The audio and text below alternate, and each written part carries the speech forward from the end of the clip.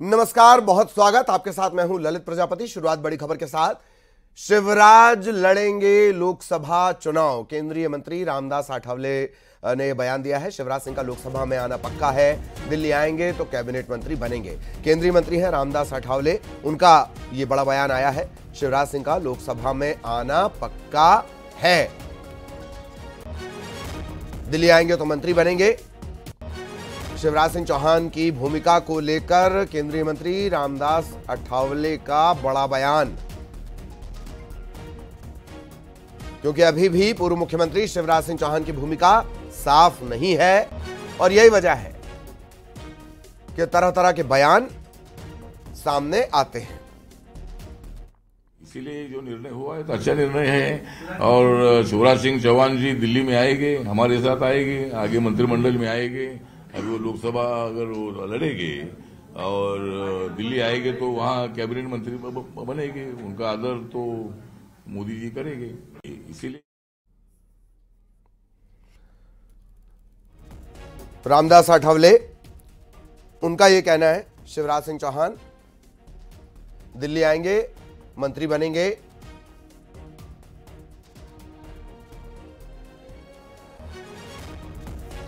भोपाल आपको लिए चलेंगे। सहयोगी शैलेंद्र इस वक्त हमारे साथ जुड़े हुए हैं। शैलेंद्र, बड़ा बयान।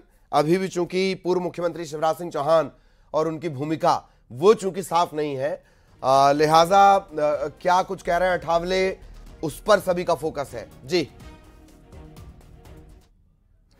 हाँ जी, बिल्कुल। देखिए, लगातार काफी दिनों से ये चर्चा थी कि आखिर पूर्व सीएम शिवराज सिंह चौहान की अब अगली भूमिका क्या होगी। लगातार ये अटकलें भी लगती रही है कि हो सकता है शायद वो लोकसभा चुनाव लड़े, लेकिन कोई भी संगठन का बड़ा नेता अभी तक ये इस बोलने की स्थिति में नहीं है कि शिवराज सिंह चौहान अब किस भूमिका में होंगे। अभी ये जरूर बात सामने आई थी कि उन्हें जो दक्षिण के राज्यों में भेजा गया है, वहां पर कुछ जगह पर उनसे प्रचार कराया जा रहा है, वहां पर सक्रियता बढ़ाई गई है। लेकिन अब केंद्रीय मंत्री रामदास आठवले ने आज जो बयान दिया है, ये कहा उन्होंने कि वो 1998 में दोनों साथ सदन में साथ थे और वो उनके पुराने साथी, और ऐसा भी कहा कि वो निश्चित ही लोकसभा जाएंगे और यहां तक दावा किया कि केंद्रीय मंत्री भी बनेंगे। आठवले जो आरपीआई जो इनका घटक दल है जो एनडीए का, उसके साथी हैं और सहयोगी गठबंधन भी इनका है।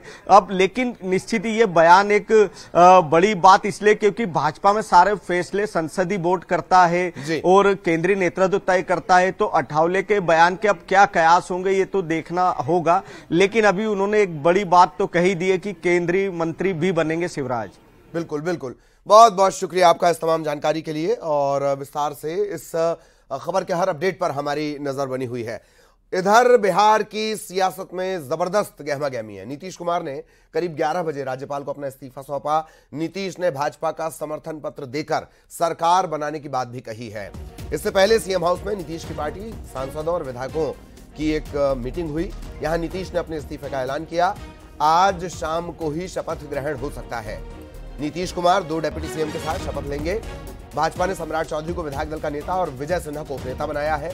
इन दोनों को डिप्टी सीएम बनाया जा रहा है। नई सरकार में 9 मंत्री शपथ लेंगे, जबकि बीजेपी के कोटे से 3 मंत्री शपथ लेंगे।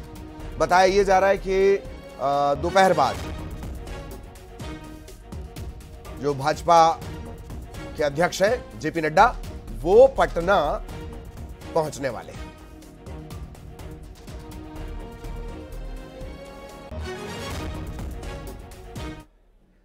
इधर इस्तीफा सौंपने के बाद नीतीश कुमार ने सरकार छोड़ने की कई वजहें गिनाई।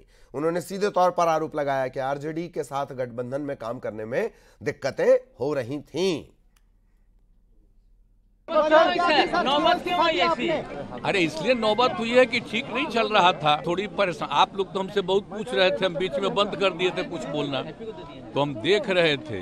तो वही सब लोगों की राय, अपने पार्टी के लोगों की राय, चारों तरफ से राय आ रही थी, तो हमने सब लोगों की बात को सुन लिया। अभी हम जो पहले गठबंधन को छोड़ के नए गठबंधन बनाए थे, और जो नया गठबंधन 1.5 महीना से बनाए थे, 1.5 साल से, तो यहाँ पर भी जो स्थिति इधर आकर के ठीक नहीं लगी है।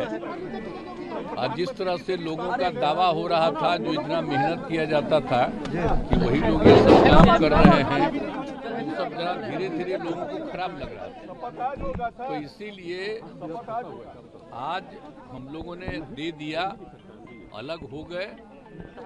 कितना काम हम कर रहे थे, अब उधर भी लोग हम अलायंस करवाए, क्या क्या करवाने में लगे, अब कोई कुछ काम ही नहीं कर रहे थे। तो सबको लेकर के तकलीफ, और यहाँ पर भी लोगों को तकलीफ, तो ये हो गया तो हमने बोलना छोड़ दिया था।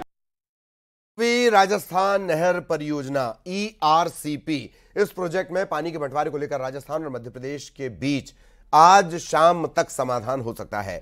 मध्य प्रदेश के मुख्यमंत्री डॉक्टर मोहन यादव जयपुर में सीएम भजनलाल शर्मा के साथ उन्होंने मुलाकात की, बैठक की।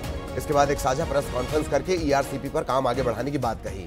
दोनों राज्य पानी के बंटवारे पर विवाद को सुलझाने को लेकर राजी हुए हैं। दोनों मुख्यमंत्री साथ में दिल्ली जा रहे हैं। माना यह जा रहा है कि शाम तक दोनों राज्यों के बीच MOU हो जाएगा। साझा प्रेस कॉन्फ्रेंस में सीएम मोहन यादव ने कहा कि पूर्व की कांग्रेस सरकार ने ERCP पर काम नहीं किया, लेकिन हम इस मुद्दे को अंजाम तक पहुंचाएंगे।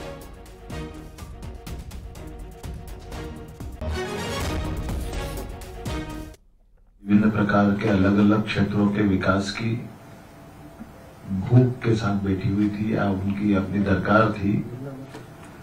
स्वर्गीय अटल बिहारी वाजपेयी जी के समय नदी जोड़ो अभियान का एक बड़ा अभियान इस देश में चालू हुआ, और 2003 के आसपास एक योजना बनी कि मध्य प्रदेश और राजस्थान की हमारी जो नदियां हैं, खासकर काली सिंध, पार्वती, चंबल, ये नदियां हमसे लगी है और इन नदियों का लाभ दोनों राज्यों की जनता को मिलना चाहिए।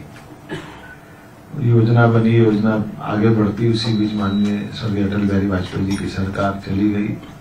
दुर्भाग्य से कांग्रेस की सरकार दिल्ली में बनी और उसने इस योजना को डंप करा दिया।